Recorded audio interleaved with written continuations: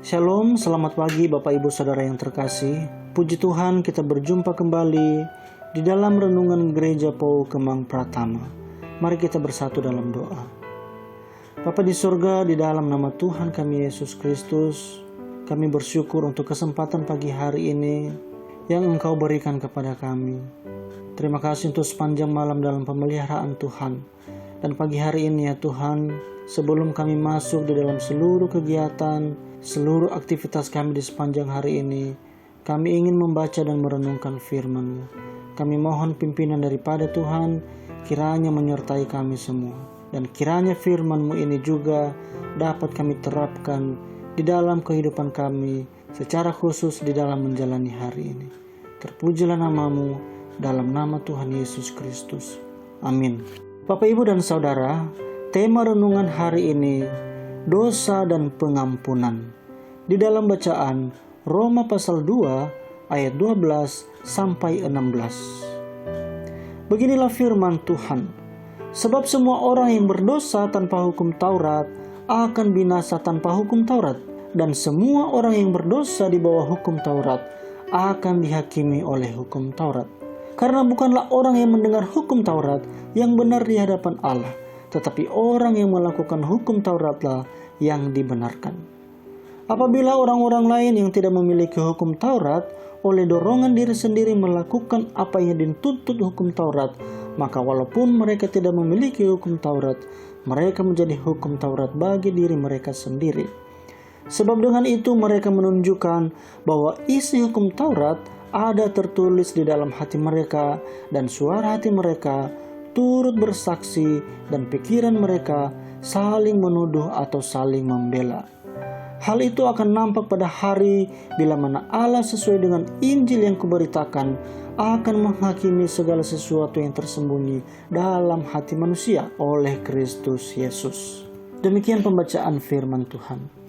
Bapak, Ibu, dan Saudara, dalam buku Human Universal, antropolog bernama Donald Brown menyusun daftar berisi lebih dari 400 perilaku yang dianggapnya lazim di antara umat manusia.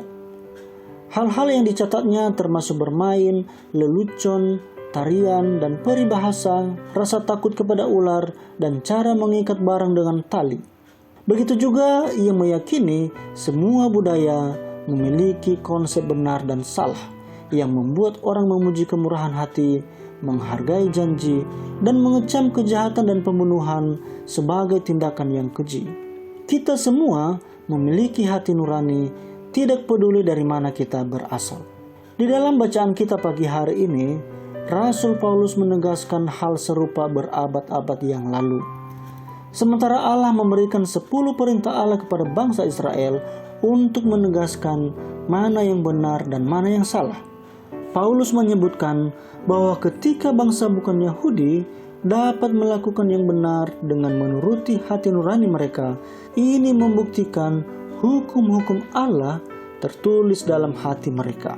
Seperti yang tercatat di dalam Roma pasal 2 ayat 14 sampai 15. Namun, itu bukan berarti manusia selalu melakukan apa yang benar. Orang bukan Yahudi memberontak terhadap hati nurani mereka, sementara orang Yahudi melanggar hukum Taurat. Sehingga kedua belah pihak sama-sama bersalah. Namun, melalui iman kepada Tuhan Yesus, Allah menghapus hukuman mati dari semua pelanggaran kita. Karena semua manusia diciptakan Allah dengan kepekaan untuk membedakan yang benar dan yang salah. Hampir pasti setiap dari kita akan merasa bersalah apabila melakukan sesuatu yang buruk atau gagal melakukan perbuatan yang baik.